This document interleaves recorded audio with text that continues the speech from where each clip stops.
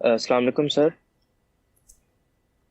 میرا سوال تھا آپ کی میزان الحکمہ کے لیکچرز کے مطابق. آپ نے جب اللہ پر ایمان کے اوپر گفتگو کر رہے تھے، آپ نے کہا تھا کہ اس کائنات کا خالق عقل کہتی ہے کہ وہ کسی چیز کا محتاج نہیں ہے. میرا سوال اس انالوجی سے کلیئر ہوگا کہ اگر ہم اپنے آپ کو چونٹیاں سمجھے ایک کاغذ کے اوپر، یعنی وہ کاغذ ہماری کائنات ہوگی، تو ہمیں تو یہی لگے گا کہ جو بندہ لکھ رہا ہے، جو ہستی لکھ رہی ہے، وہ کسی چیز کی محتاج نہیں ہوگی، لیکن اصل میں وہ ایک محتاج انسان ہے جو لکھ رہا ہے. تو میرا سوال تھا کہ یہ ہو سکتا ہے، ہم کسی طور پہ اسٹیبلش کر سکتے ہیں کہ اس کائنات کا خالق اصل میں کسی چیز کا محتاج نہیں ہے، کہ یہ آخرت میں پتہ چلے گا؟ ہمارے علم کے دو ہی پہلو ہوتے ہیں. ایک یہ کہ خود ہمارے تصورات میں کوئی چیز کیسی ہونی چاہیے.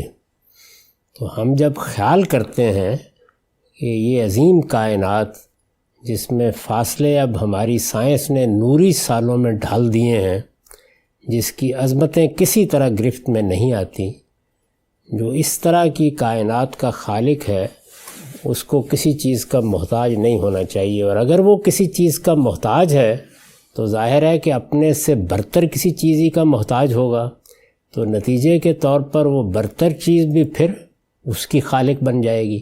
یہ سلسلہ لامتناہی ہو جائے گا.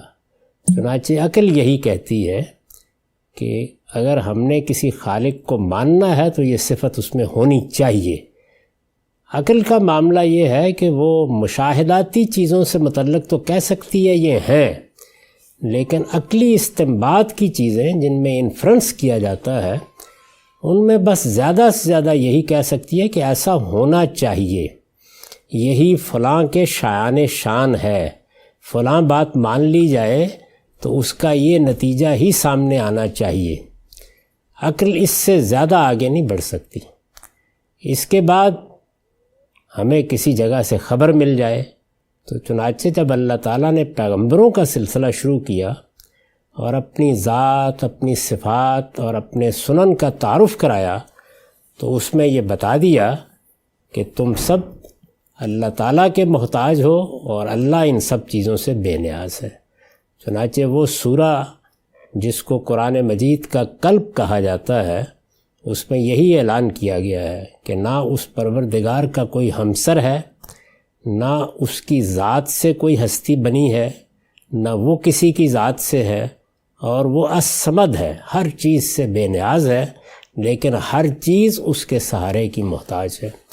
تو اس علم کے حاصل ہونے کے بعد ہمارے اس عقلی تصور کی تصدیق آسمانی وحی سے ہو گئی. اس کو ہم مانتے ہیں، باقی حقائق تو آخرت میں جا کے ہی کھلیں گے سارے انشاءاللہ.